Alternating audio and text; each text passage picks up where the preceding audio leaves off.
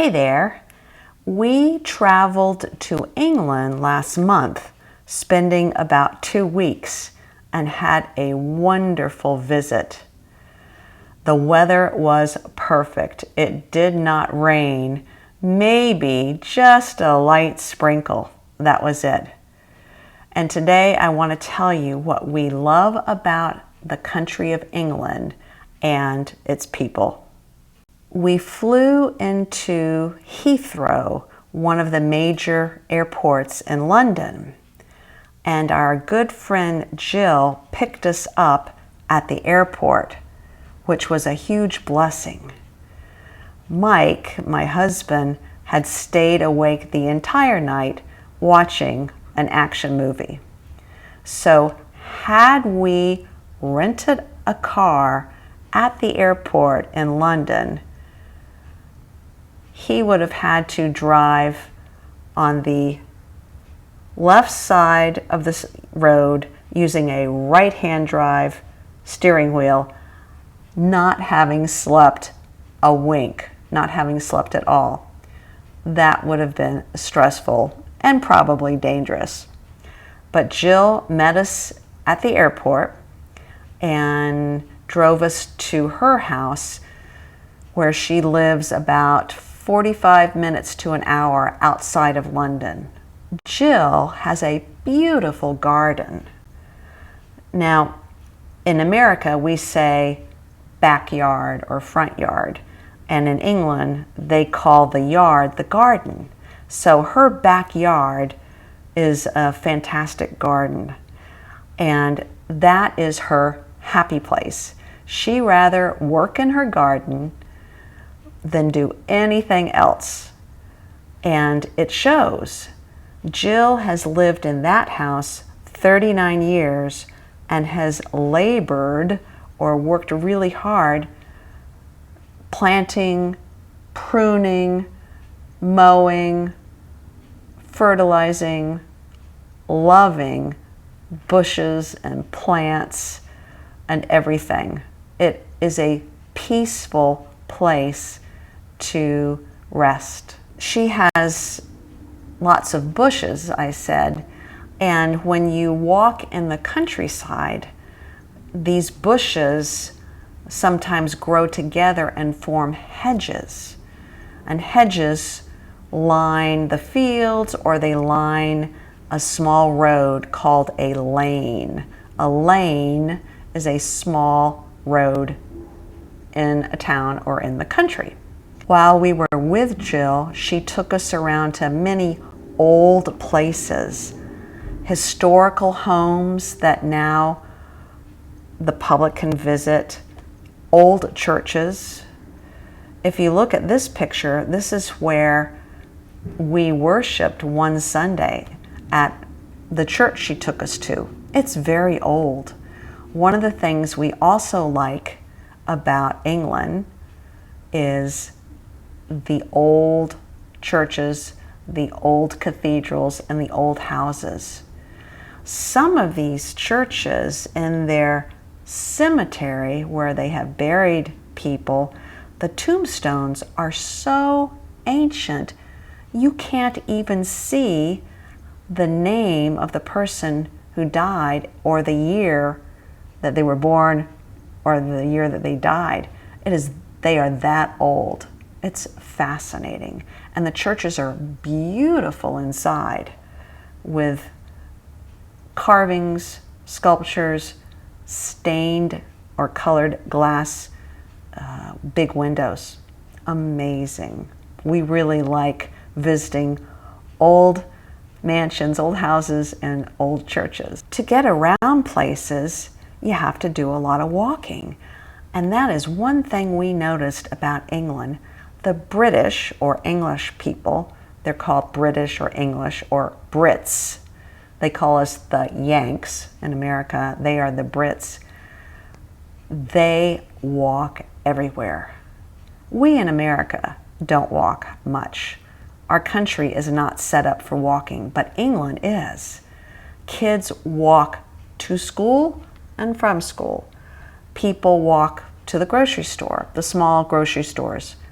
Men walk to the pub to get a glass of beer. People walk to the newsstand to buy a newspaper or to buy some tobacco. People walk all the time. I would say that the English walk probably 5 times as much as we do here in America. I really liked that about England. And what is fascinating is that when you get out in the country, all the private fields that belong to farmers for their sheep, their cows, their horses, every private field almost has a public footpath that goes across the field. So you can go from one village to the next by crossing legally private lands. These public footpaths are centuries old, and every town or council area is required to maintain maps showing the public footpaths. And there are signs indicating the public footpaths, and there are markers or blazes saying this is a footpath. You cross through gates, you cross over fences. It's wonderful. We did a lot of walking and the weather was good. That brought us great joy. Finally, one thing that we really noticed about the people is that they are all so friendly. When we asked for help, nobody seemed bothered, and people came out of their gardens to help us. Several times when we weren't sure where the public footpath was, people would walk over to us and tell us and help us, and can I help you? Everybody was friendly, and I think that the English people where we were, especially out in the country, are just a little bit kinder and more relaxed. Yes, in the city, in all cities, people are more high stress. That's just the nature of modern city life. Go, go, go, go, go. But in the countryside and in towns, people seemed to be able to take the time. They take the time and have tea with one another or share a beer at the pub. There's a lot more community interaction that we have seemed to have lost. A lot to do with families still, and I really, really respect that. Before I leave you, I want to teach you a new word, and that word is quirky. Quirky, quirky. What is quirky? The English are quirky. That's why I bring this up. Quirky means doing something that is not common, that is different. Some things that are quirky don't seem very rational. Like, that doesn't make sense. But some things are very lovely. So let's see what my list is of quirkiness. Unconventional. For example, in the bathroom, there's no light switch. They have a cord that you pull down to turn on the light because they believe that if you use wet hands to flip the light switch, you might get electrocuted. Something else that was quirky in the kitchen. In Jill's kitchen, where we cooked every night, and in the kitchen of a cottage we rented, not only do you turn on the stovetop and the oven with a switch, there's another switch on the wall that you have to flip as well. I don't know why there are double switches. Oh, and by the way, there are some words that are very different, English words and American words. For example, boot. The boot is what we call the trunk of the car where you can store things. The loo is the bathroom. And one word that was new for me is a punnet. I'll read you the definition.